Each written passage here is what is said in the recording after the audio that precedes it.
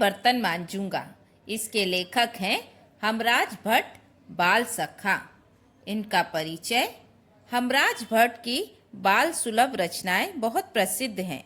आपकी कहानियां, निबंध, संस्मरण विविध पत्र पत्रिकाओं में महत्वपूर्ण स्थान पाते रहते हैं। बचपन में कोर्स से बाहर की कोई पुस्तक पढ़ने की आदत नहीं थी। कोई पत्र पत्रिका या किताब पढ़ने को मिल नहीं पाती थी। गुरुजी के डर से पाठ्यक्रम की कविताएं में रट लिया करता था। कभी अन्य कुछ पढ़ने की इच्छा हुई तो अपने से बड़ी कक्षा के बच्चों की पुस्तकें पलट लिया करता था। पिताजी महीने में 1-2 पत्रिका या किताब अवश्य खरीद लाते थे, किंतु वह उनके ही स्तर की हुआ करती थी। इसे पलटने की हमें मनाही हुआ करती थी। अपने बचपन में तीव्र इच्छा होते हुए भी कोई बाल पत्रिका या बच्चों की किताब पढ़ने का सौभाग्य मुझे नहीं मिला। 8वीं पास करके जब 9वीं कक्षा में भर्ती होने के लिए मुझे गांव से दूर एक छोटे शहर भेजने का निश्चय किया गया तो मेरी खुशी का पारावार न रहा।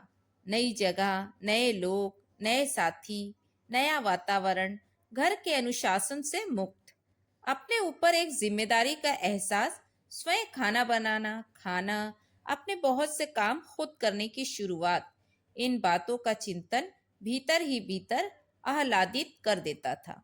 माँ, दादी और पड़ोस के बड़ों की बहुत सी नसीहतों और हिदायतों के बाद मैं पहली बार शहर पढ़ने गया।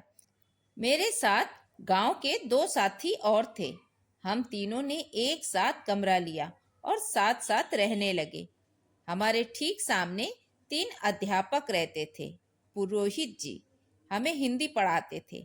खान साहब बहुत विद्वान और संवेदनशील अध्यापक थे। यूं वो भूगोल के अध्यापक थे, किंतु संस्कृत छोड़ के वे हमें सारे विषय पढ़ाया करते थे। तीसरे अध्यापक विश्वकर्मा जी, जो हमें जीव विज्ञान पढ़ाया करते थे। गांव से गए हम तीनों विद्यार्थियों में उन तीनों अध्यापकों के बारे में पहली चर्चा ये रही कि वे तीनों साथ साथ कैसे रहते और बनाते खाते हैं। जब यह ज्ञान हो गया कि शहर में गांव जैसा ऊंच नीच, जात पात का भेदभाव नहीं होता, तब उन्हीं अध्यापकों के बारे में एक दूसरी चर्चा हमारे बीच होने लगी। होता यह था कि विश्वकर्मा सर रोज सुबह शाम बर्तन मांजते हुए दिखाई देते। खान साहब या पुरोहित जी को हमने कभी बर्तन धोते नहीं देखा। विश्वकर्मा जी उम्र में सबसे छोटे थे। हमने सोचा कि शायद इसलिए उनसे बर्तन धुलवाए जाते हैं और स्वयं दोनों गुरुजी खाना बनाते हैं। लेकिन वे बर्तन मांजने के लिए तैयार होते क्यों हैं? हम तीनों में बर्तन मांजने के लिए रोज ही लड़ाई हुआ करती थी। मुश्किल से ही कोई बर्तन धोने के लिए राजी होता। विश्वकर्मा सर को और शौक था पढ़ने का। मैं उन्हें जब भी देखता पढ़ते हुए देखता। गजब के पढ़ाकू थे वे, एकदम किताबी कीड़ा। धूप सेक रहे हैं तो हाथों में किताब खुली है, टहल रहे हैं तो पढ़ रहे हैं। स्कूल में भी खाली पीरियड में उनकी मेज पर कोई न कोई पुस्तक खुली रहती। विश्वकर्मा सर को ढूंढना हो तो वे पुस्तकालय में ही मिलेंगे। वे तो खाते समय भी पढ़ते थे। उन्हें पढ़ते देखकर मैं बहुत ललचाया करता था। उनके कमरे में जाने और उनसे पुस्तकें मांगने का साहस नहीं होता था कि कहीं घुड़क ना दे कि कोर्स की किताबें पढ़ा करो।